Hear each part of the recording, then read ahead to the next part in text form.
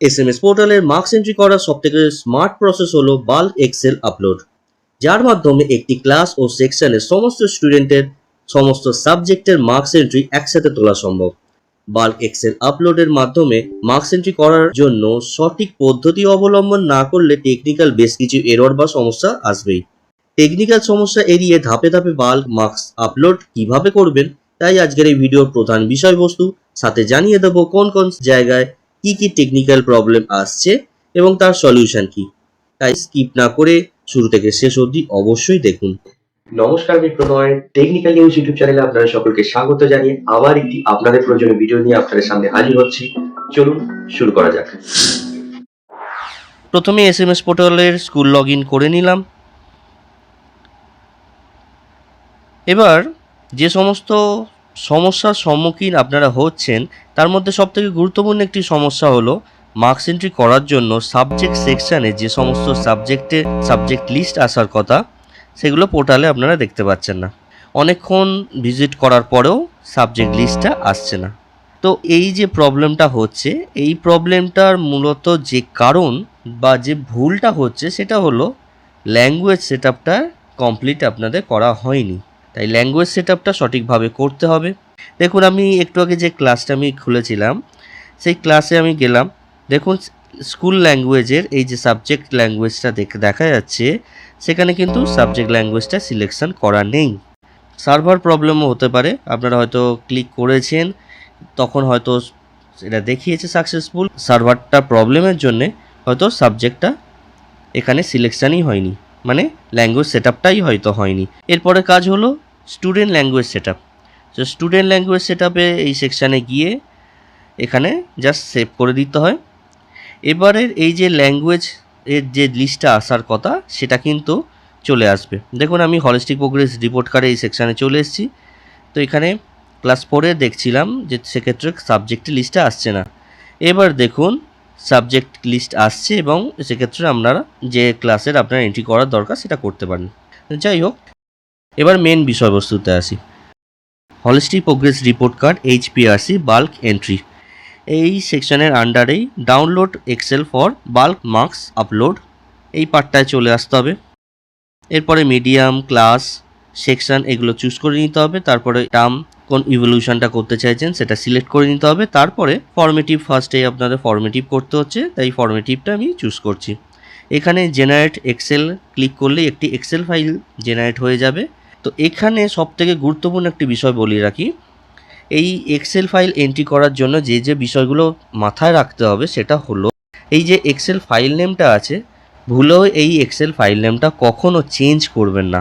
Second, ফাইলের মধ্যে যদি মনে হয় আপনারা কিছু মডিফাই করার দরকার আছে, ভুলেও সেটা করবেন না। যেমনটি আছে যেভাবে আছে সেইভাবেই রাখবেন, কিছু মডিফাই করবেন না ফাইলের মধ্যে।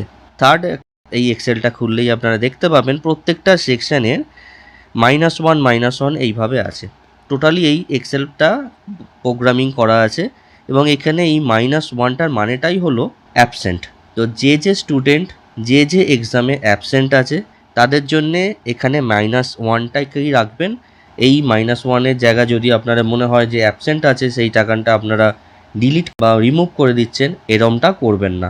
এবং যে সাবজেক্টে যা মার্কস পেয়েছে সেই জায়গাতে অনলি মার্কসগুলো আপনারা পুট করে দেবেন। তো এবারে আমি একটা ডেমো পারপাসে একটা এন্ট্রি করছি, ব্ল্যাঙ্ক এন্ট্রি রাখছি আপনাদের দেখানোর জন্যে। তো একটা আমার এই যে ফর্মেটিভের কাজটি এটা কমপ্লিট হয়ে গেল। এরপরে নেক্সট কাজ যেটা আসে সেটা হলো এই ফাইলটা যেটা রেডি করা হলো সেটা আপলোড করতে হবে। তার জন্যে HPRC বাল্ক এন্ট্রি আন্ডারে upload bulk marks entry file, এই সেকশানে চলে আসতে হবে। মিডিয়াম যে ফাইলটা আপনারা তৈরি করলেন সেটা পার্টিকুলার যে ক্লাসের আছে সেই ক্লাস, সেকশন এগুলো সব সিলেক্ট করে নেবেন। তারপর টার্ম সিলেক্ট করে নেবেন। তারপরে যেহেতু এটা ফর্মেটিভের কাজ হলো তাই ফর্মেটিভ এখানে সিলেক্ট করে নেবেন। তারপর দেখুন এখানে একটা এক্সেল ফাইল আপলোড করার জন্যে চুজ ফাইল অপশান আছে, এখানে ক্লিক করবেন। তারপরে যে ফাইলটি আপনারা রেডি করলেন সেই ফাইলটাই কিন্তু আপনারা চুজ করবেন। তারপরে আপলোড এক্সেলে এই জায়গাটা ক্লিক করবেন। কিছুক্ষণ পরেই পপ আপ মেসেজ আসবে, ফাইল আপলোডেড সাকসেসফুলি। তো এবার দেখুন নিচে এই ফাইলটা যে আপলোড হয়ে গেল সেই আপলোডের ডেট টাইম সব কিছু এখানে থাকবে এবং স্ট্যাটাসের জায়গায় পেন্ডিং থাকবে। আপনারা যে ফাইলটা আপলোড করলেন সেটা কিন্তু দেন অ্যান্ড দেন তার মার্কসটা কিন্তু আপনারা রিফ্লেক্ট পাবেন না, দেখতে পাবেন না। তার জন্য একটুখানি কিছুটা টাইম লাগে, সিস্টেমেটিক্যাল যেহেতু কিছুটা টাইম এখানতে নেয়। তো এক্ষেত্রে আবার সার্ভারের কিছুটা ব্যাপার আছে। যাই হোক, সেটা মার্কসটা যে এন্ট্রি হলো, আপনারা যে ফাইলটা আপলোড করলেন সেটা আপনারা কিভাবে চেক করবেন, তার দুটো রাস্তা আছে। তার মধ্যে HPRC এই সেকশানে চলে আসুন। এরপরে মিডিয়াম, ক্লাস, সেকশান এগুলো চুজ করে যে কোনো একটা সাবজেক্ট এখানে চুজ করে নিন। তারপরে টার্ম, ক্যাটাগরি এগুলো সব সিলেক্ট করে নিয়ে সার্চ অপশানে যান। যদি এখানে দেখতে পান যে এই যে ক্লাসটির আপনারা করলেন সেটা এক্ষেত্রে দেখাচ্ছে, তাহলে আপনারা বুঝে যাবেন যে এর ক্ষেত্রে আপনারা কাজটি রেডি হয়েছে। আর যদি ফার্দার আপনারা এই সেম ফাইলটা আপলোড করে বসেন, সেক্ষেত্রে কিন্তু একটা পপ আপ মেসেজ আপনারা দেখতে পাবেন, অলরেডি আপলোডেড, প্লিজ ওয়েট। তাই এক্ষেত্রে আপনারা মার্কসটা রিফ্লেক্ট হচ্ছে না বলে ফাইলটা বারবার আপলোড করতে যাবেন না। তো এক্ষেত্রে আমি আবার চলে যাচ্ছি HPRC এই সেকশানে। সেক্ষেত্রে আবার medium, class, section, subject, term, category এগুলো সমস্ত কিছু সিলেক্ট করে নিয়ে তারপর সার্চ অপশানে যাচ্ছি। দেখুন যে মার্কস এন্ট্রি আমি করলাম সেগুলো কিন্তু এখানে রিফ্লেক্ট হচ্ছে।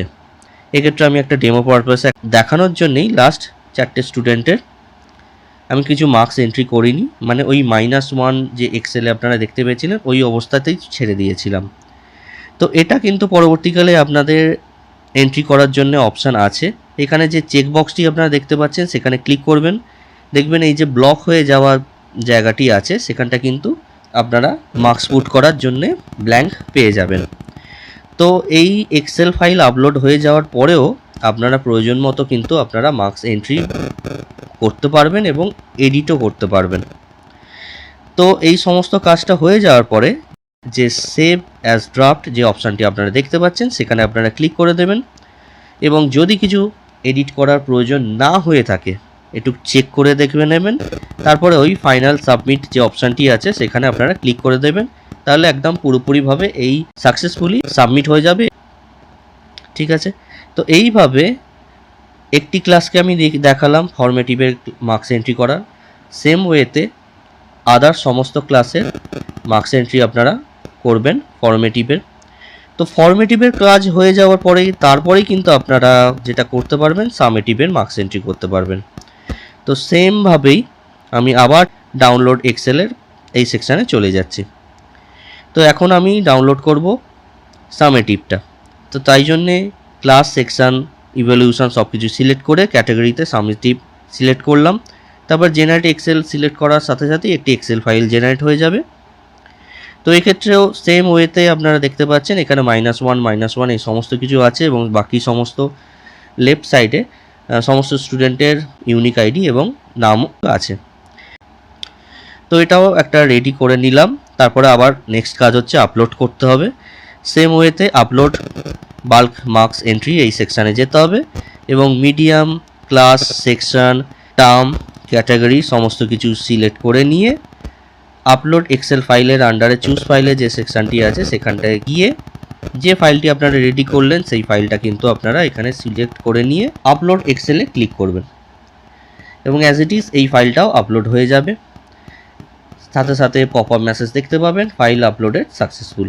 এইভাবেই নেক্সট কাজ হচ্ছে LPCD, learning perspective of cognitive domain. এই ফাইলটাকেও কিন্তু আপনারা ডাউনলোড করবেন। জেনারেট এক্সেল এই সেকশানে যাচ্ছি এবং এক্ষেত্রে আপনারা কিন্তু জানেন LPCDর এই সেকশানটায় সমস্ত ফিল্ড ব্ল্যাঙ্ক থাকে এবং এখানে আপনারা দেখতেই পাচ্ছেন এখানে 50 ক্যারেক্টার পর্যন্ত আপনারা এখানে ইনপুট করতে পারবেন এবং এক্ষেত্রে 15টা ইন্ডিকেটার থাকে। সমস্ত ইন্ডিকেটার আলাদা আলাদা করে আপনাদের এক্ষেত্রে পুট করতে হয়। তো সেক্ষেত্রে যা যা পুট করার হয় সেই রিলেটেড ভিডিও লিঙ্ক ওপরে আই বাটনে আপনারা পেয়ে যাবেন। যদি এই হলিস্টিক প্রোগ্রেস রিপোর্ট কার্ডের LPCD সংক্রান্ত কোনো সমস্যা থাকে অবশ্যই সেই ভিডিওটা আপনারা দেখে রাখবেন। এখানে সমস্ত কিছু আমি রেডি করে নিয়েছি, মানে এই ফাইলে যা যা লেখার দরকার আমি সমস্ত কিছু রেডি করে নিয়েছি। তো এক্ষেত্রে যদি কোথাও আমি মিস করে গিয়ে থাকি তাহলে কি এরর মেসেজটা আসবে সেটা একটু পরে আপনাদের দেখিয়ে দিচ্ছি। আগে এই ফাইলটাকে সেভ করে নিই, তারপর আবার আপলোড সেকশানে যাচ্ছি। এখানে as it is class section term category LPCD select করে নিলাম এবং চুজ ফাইলে গেলাম। এবার যে ফাইলটি রেডি করা হলো সেই ফাইলটি এখানে চুজ করছি, তারপরে আপলোড এক্সেল এখানে ক্লিক করলাম। দেখুন এখানে কি এরর মেসেজটি এলো, file upload failed, please ensure all required field are field.